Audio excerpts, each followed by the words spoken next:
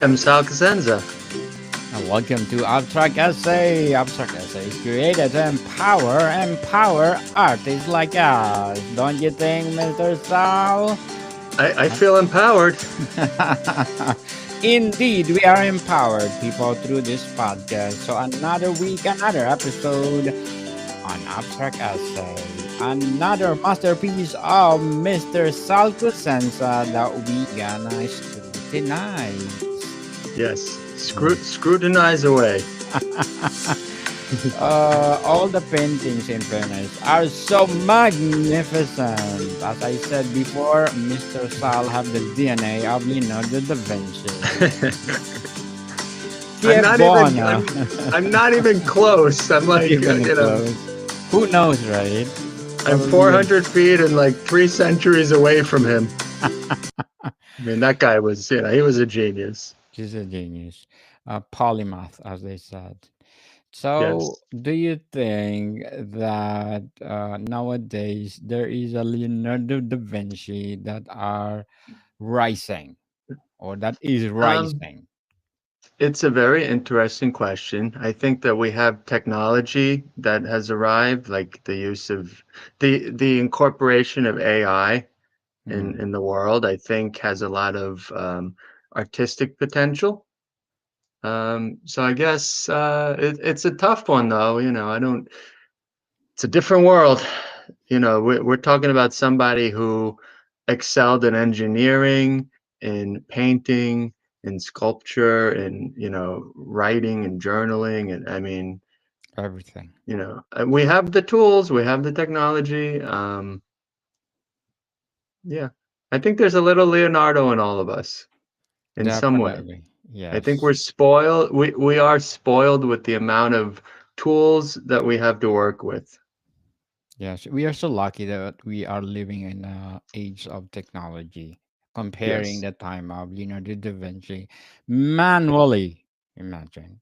Yeah, that was the what do you call it? Analog. That was Analog. pre-analog. Now we're in post-digital. We're not Analog. even in like we're Yes. not even in like a digital generation anymore. We're in True. like post-digital. I don't even know what to call it. Analog and laborious. It's Uh, scary, but it's exciting. yes, indeed. So, Mr. Sal, what will be your magnificent paintings that you're gonna talk about today? So, seeing how far I get today, we're going to cover the 2012, the rest of 2012. I'll hope to get to 2013 and maybe, just maybe, to 2015 in the domestic New York collection, which is ongoing. We've turned this into like it's going to be probably 6 or 7 episodes, but, That's awesome. again, just give me the big hook and I'll go off the screen. Let me know if I go too long, but Oh, it's really interesting talking about them and revisiting them. in totally agree. So, drum roll, please. Okay. Nope. Ah, I The never land. I never mm. stick to landing. Um, but do Wow. you see we're in Giza? We're in Egypt. Yes, Okay. Pyramid of Egypt. So what I did in 2012, I mean, we looked at a couple last episode from that year, but most of that year I had the buildings traveling the world. I did this sort of little mini series within the series called Domestic New York Around the World, and then you had part 1 through I think 7. I did 7 of these. And I was going through my archives. I found these bookmarks that I created. So when these were first put in Art One Gallery, they came with a little bookmark that whoever bought it would get to read a little description about it. So I was thinking I would read these. Um, they're about a paragraph each Yes, as go we go ahead. through each painting, and feel free to jump in whenever or interrupt or. But here we go. So Domestic New York Around the World Part 1 is what we're looking at.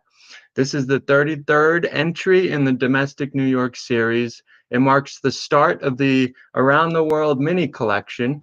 And so, for the first stop on this trip, Chrysler and Empire State Buildings have taken a journey to the Great Pyramids of Giza in Egypt. Yay. Towering above our photogenic friends is the ever formidable Sphinx, once carved out of a huge outcrop of rock adjacent to the monumental pyramids. One can only wonder what Egyptian mysteries are lying in wait for the buildings to discover. So that was this one. They're all the same size. They're 8 inches by 10 inches each. So that was part one. Here we go to part two Wow. in the City of Light. Okay, so this one, for their second stop, the Chrysler and Empire State Buildings are shown having an unforgettable glass clinging. I'm sorry, I messed it up. They're Go having ahead. an unforgettable glass clinging moment amid the City of Light, known to romantics the world over as Paris. As they indulge in the splendor of the French skyline at night, the buildings cannot help but be all aglow themselves. This is a true case of back east meets French. Oui, oui, indeed. Oui, au revoir. Oh, what? So, That's I have see, a that's clever. question, Mr. Sal. If you're Yeah. given the chance, which one of these countries do you want to visit right now? Egypt Mm. or Paris?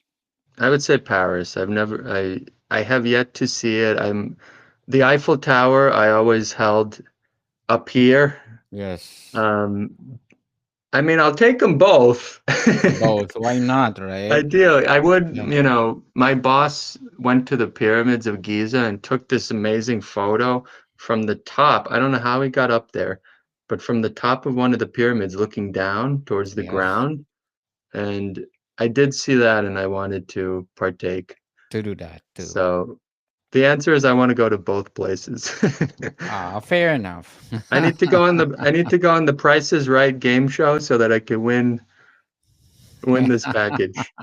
Um, Certainly. Who knows? We're gonna be a millionaire tomorrow, right? Maybe I'll Maybe. apply today. So here's part two. So then Yeah. we're taking a bit of a break, so bear with me. This is not part of that mini series. What happened was during this time I did it was an art auction, and so I was asked to just produce a piece for that art auction, which raised money for I think it was local art materials, local students in Arizona. So this one, and it's kind of a mature theme, but the name of this piece is called Domestic New York, Caught in the Act. It's 14 inch by 18 inches. It's from 2012. This one really has an homage to Madelon Riesendorp, who's the Dutch painter that I talked about in the beginning, who helped just really inspire me for this series. So you have little things like the Goodyear blimp on the bottom, um, sort of towards the bottom right of the canvas. Um, it's a Goodyear blimp. It also could be something else, but we won't say what that is. But Madeline Briesendorp had painted those in her original pieces. Um, but anyway, so I have a description for this. So it is having kids can be a beautiful thing, but not when two buildings are looking to have some alone time. So this is the 35th installment, which explores the humorous aspects of juggling lovemaking with parenthood. The parents here are the Chrysler and Empire State Buildings, seen cuddling up with some chilled wine and expectations of a rather lovely evening. Suddenly, though, they get caught in the act when their child, Philadelphia's One Liberty Place, carrying the teddy bear, pops in. It seems mom and pop now have some creative explaining to do. Mm, And moving on. indeed. Indeed, they need to explain something. Yeah, this one, I mean, how many parents go through that? I'm sure a ton, right? Lots. Anyway, okay. I'm glad we're on the same page about that. All Yes. right, back to the around the world. So this is part three.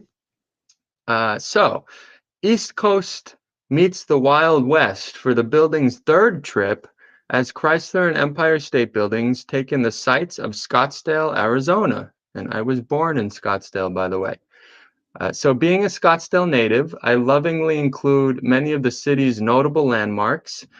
See if you can spot Art One Gallery, the Praying Monk, Porter's Western Wear store, and the famous Scottsdale Cowboy. as well as the old Adobe Mission Church. Let's ride. Let's Who wrote ride. who wrote this? I It's did. as I look back at what I'm writing, I'm like, this is the cheesiest stuff. Every time you But go back, something is like, oh, did I do this? exactly, I'm like, I don't think that the text aged as well. I think the paintings aged okay for the most part. Mhm. But but anyway, let's continue. Let's continue. So around the world, part four is what we're looking at now. So this one is the 37th entry in the entire domestic New York series. And here we go. It seems suspense and intrigue dominate the Chrysler Building's Roman visit as she sits mysteriously in the dark, possibly eluding capture from the shadowy figure lurking from behind. When in Rome, you see, Mrs. Chrysler does it how she likes it, dangerously. Enshrouded in cigarette smoke, Mrs. Chrysler feels history calling to her from every stone in this black and white landscape they call the Eternal City. Benvenuti a Roma. Benvenuti di Roma. That Tutti one was okay, right? ritornano. That Sì. description was Bellissima. okay, thank you. And this one, it's sort of the film noir kind of concept again, black and white with very minimal color in it. So the cigarette, the flame of the cigarette is a little, just a little hint of color. But I was also paying tribute to Fellini films, the famous Italian director. Yes. Okay, next one. Uh-oh, Yes. What is hide the this? hide the kids. Okay, so this one Money, is money, money. this one's the 38th in the series. Around the World Part 5 we're up to. So here we go. Las Vegas, Nevada. The Mm. city with endless casinos, showgirls, and 24-hour wedding chapels. Should the itch to get hitched be too tempting, seems to be giving our buildings the royal flush. The royal honestly, flush. who wrote this? I like to forge a complaint. I Will the did. Chrysler will the Chrysler and Empire State Buildings be able to resist this magical land of neon make-believe? Um, or are they headed for the big casino in the sky? Two Rat Pack era casinos, the Sands and the Tropicana, frame the action and provide a dreamy notion of classic Vegas glitz. The showgirl well does the rest. So I remember painting this one, and obviously everything's got a neon sort of glow to it. The showgirl, I named her Lady Luck. You could see the tattoo on her arm. But you have again, yeah, Chrysler and Empire sort of getting sucked into this vortex of cash and dice and playing cards, and so it sort of I tried to encapsulate Vegas, the feeling of Vegas in one sort of little 8 by 10 painting. 8 by 10. Yep. All right. And Nice. this one, here we go. So this is the second to last around the world piece, around the world part 6. So when two buildings are in Japan, there is only the need to realign their inner and outer selves. And what better way to get this done than by stripping down to their architectural essentials and climbing into a large steaming tub of water?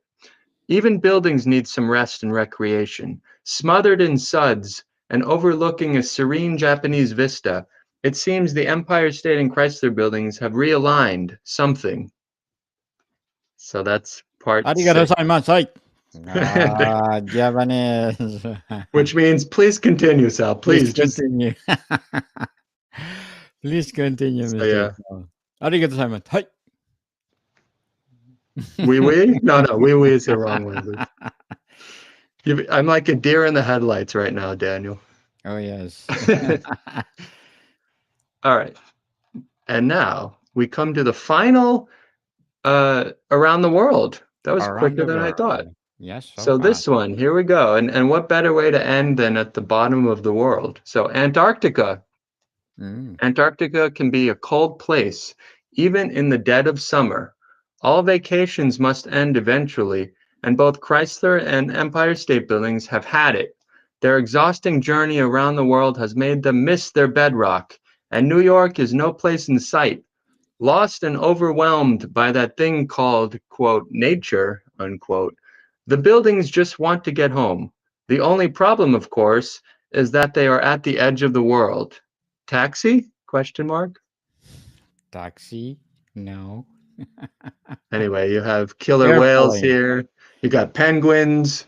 Oh, You got yeah. a sign the Chrysler's holding said, "Help, lost, need lift back to New York. God bless." You got Empire sitting on, actually, they're both sitting on a pile of luggage. So this is what happens when vacations go for too long. Yes. And Too long. I think if I remember, oh, what was the artist? Lisa Frank. Have you ever heard of Lisa Frank? No. Can So you tell us about it? when I was in elementary school, Yes. I think everyone had a Lisa Frank folder, and Yes. it was just this, she had this particular style. Like everyone had Lisa Frank in Arizona anyway, in elementary school, and there were a lot of like orca whales and penguins. So I think this was sort of my own sort of homage to Lisa Frank as well. Wow. But I had fun painting this one, I remember. All right. Me So guess too. what? We're done with the around the world, but what's Yes. going on here? Oh, Miss Liberty I is. have more. So we're in the year 2013. This one's called Domestic New York Liberty's Upkeep. And this is the 41st Domestic New York painting. So here we go. This unabashedly voyeuristic scene depicts Lady Liberty engaged in a very personal moment, taking a break for a bit from her public role as American icon, hence her empty pedestal seen through the window's reflection. Lady Liberty needs to maintain her beauty at all costs. If only she had kept the window closed.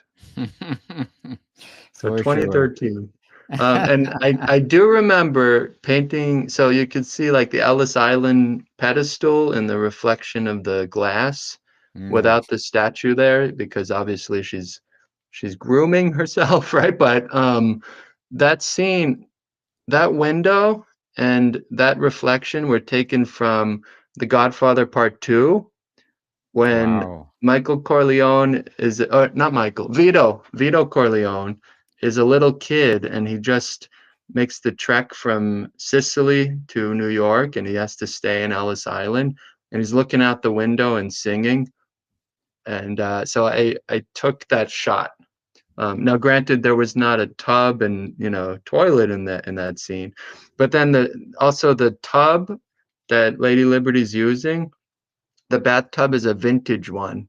So Wow. the plumbing, you could see it on the wall, is sort of like an old design. The legs of the tub are Art Deco, sort of little Chrysler building esque Chrysler design. So I remember I had fun with this one for some reason. You Um, la- For okay, sure.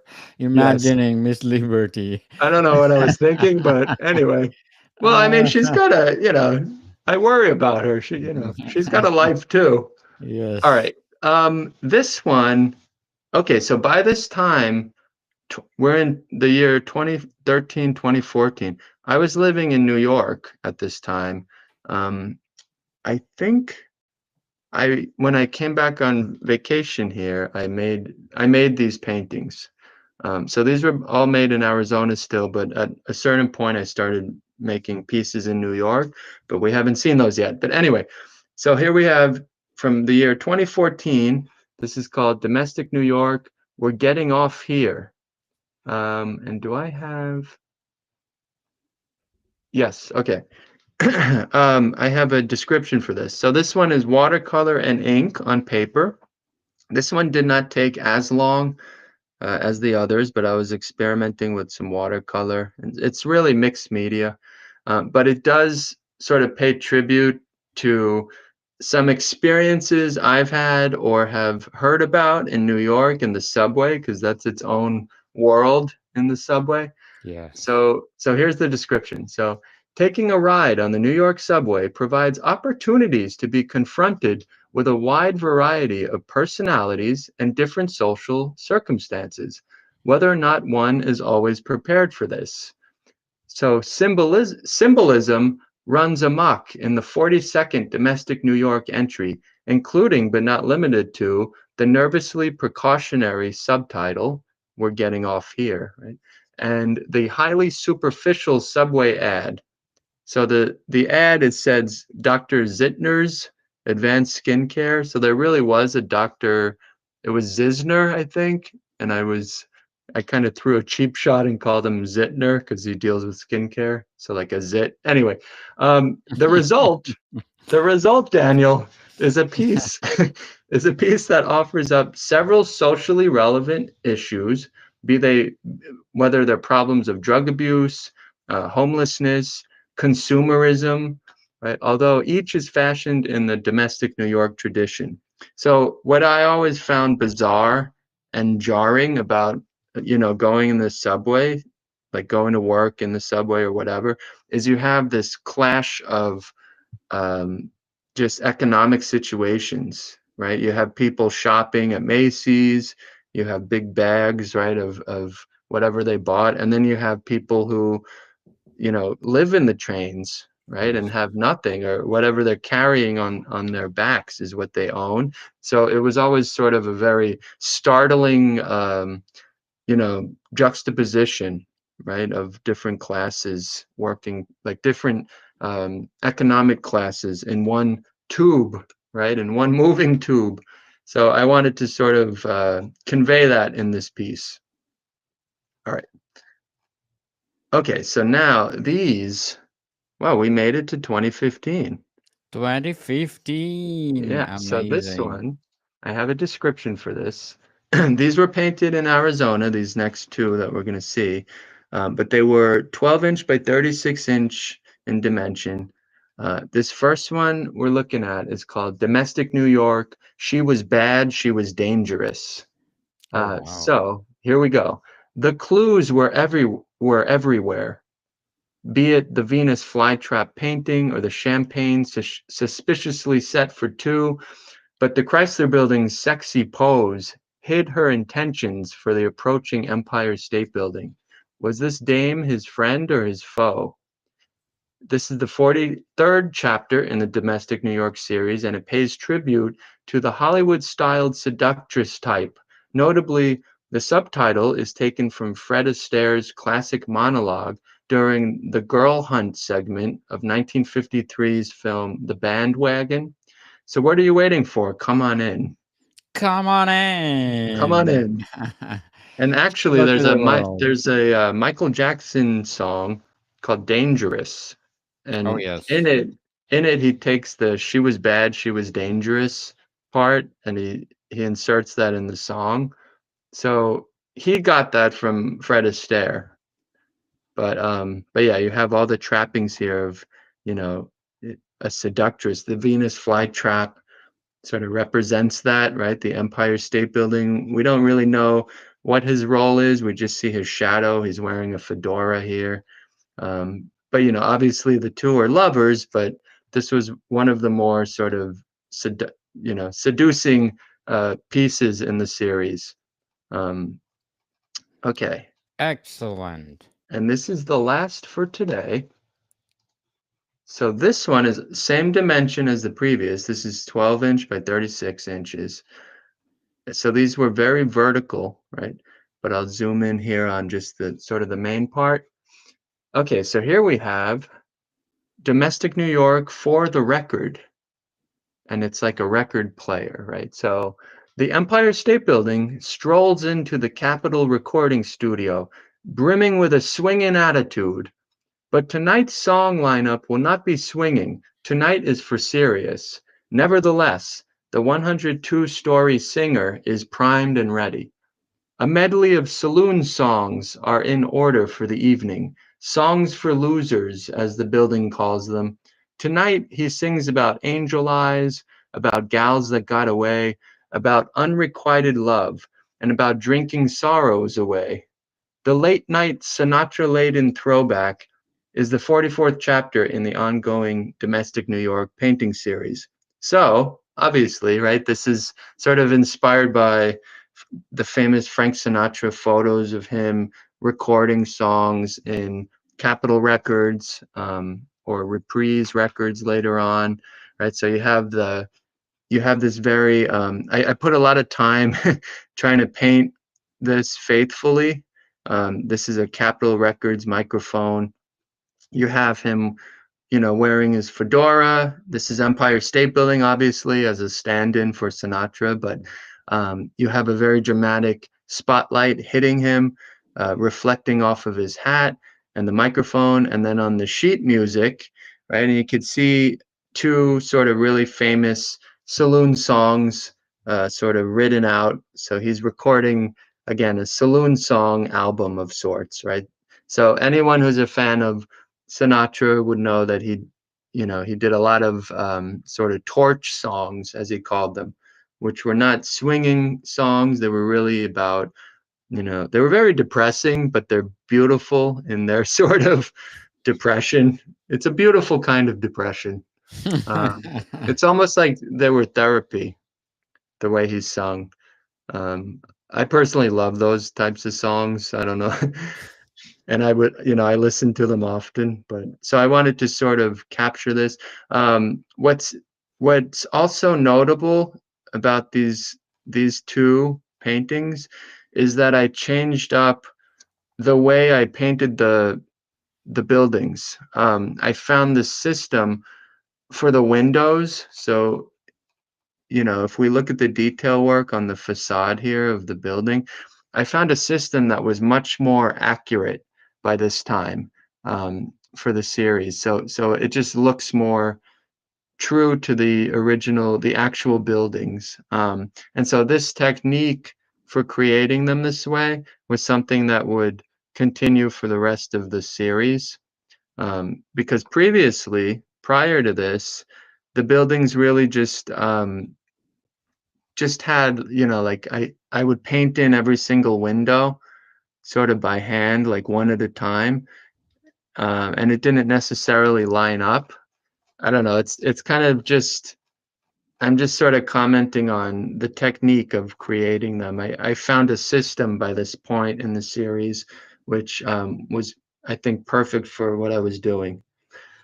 So there we are. So next episode, we'll talk about the final 11 paintings in this series.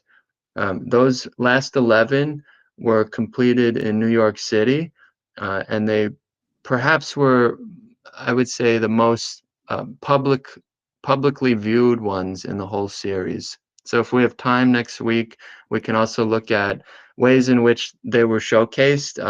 They were projected on a screen for a Sinatra concert at one Wow. point.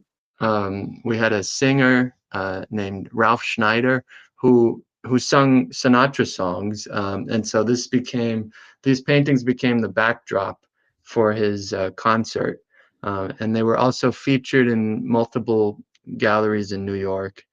And then some of them made it back to Arizona and were shown at Art One. So I sort of closed the series out, I think, really on a high note in 2019, um, which is why I sort of stopped. I think I was done at that point. I had nothing else to say with those buildings in that series. But we'll look at that next week. Um, Yes. so that's it for now, Daniel. What do you say? Mr. Sal Cosenza, thank you so much for sharing your paintings to the world. Magnificent. And please do make more paintings of yours. There is one of a kind, and let's sell them to the world. So, to sum up our discussion for today, what techniques did you use to build layers and depth in all your paintings that you Hmm. showed us? Layers in depth. So I paint the background image completely, even if some of it's going to be covered up by a foreground element. It's just my technique. I know of painters who do not do that. They do the opposite. They paint the foreground first and then the background. There's nothing wrong with that. It's just not for me. So I need to paint in layers. and I complete the layer and then add another layer on top. So that's one technique. And then the other was what I was sort of describing with the windows. What I did was I painted, if I had the Empire State Building, I would paint all of it in black paint first. So I would paint every piece in black, and then I would add a horizontal brush of gray, a Yes. thin line that was horizontal going all the way down the building. On top of that, I would then add a vertical line going all the way down, and then shadow to that vertical piece. So what it looked like was a very three-dimensional effect of the windows, followed by the window mullions, and then on top of that was the sort of final skin, like the limestone skin or brick. So it was a much more time-consuming process, but I think again the results were much truer to what I was intending. So like the first 30 or so paintings in that series, I would paint each window. I would paint the whole One thing by one. gray and then just do, yeah, like a one by one little tick mark. And it wasn't always lining up and it bothered me. So, so I switched. Um, yeah. But anyway, congratulations, another masterpiece of yours. So this will be my last question. What would be your advice for those people out there want to start their own painting? That's a really good question. I would say be open to discovery, right? Congratulations on starting it, number one. And Yes. then that's bold, right? You've jumped in the pool. So now, are you going to do Swim. backflips? Yeah, what are you going to do? Are you going to Backstroke. dive? Are you going to, yeah, breaststroke? No, what is it? Breaststroke. Well, brushstrokes Breaststroke. and breaststrokes. Yeah, so I would say just embrace the experience of painting. And the more you do it, the more you're going to want to do it some more, I think. True. Try and try and try until you be better. Just like Yes. Mr. Sal Cosenza. So, people, before we go, I want to plug in my new baby podcast, Mental Health 101, in its first season. People, first season. Please do listen wherever you listen your podcast. This podcast is created to empower our mental health awareness. So, Mr. Sal, would you like to plug in your book? I thank you, and I will. My book is out. It's Manhattan: The Rising War, available, I guess, where a lot of booksellers are, Yes. or wherever books are sold, or whatever they say. Yes. If you're local to Arizona, check it out at Changing Hands Bookstore, which is an indie bookstore in Phoenix and Tempe. Otherwise, it's on BarnesandNoble.com and Amazon. Yes, indeed. People, Thanks for the support. shameless plug. Thank you. Let's support Mr. Sal Cosenza, because if you support him, more empowering books, more empowering paintings to come. So, Mr. Sal, thank you for your time.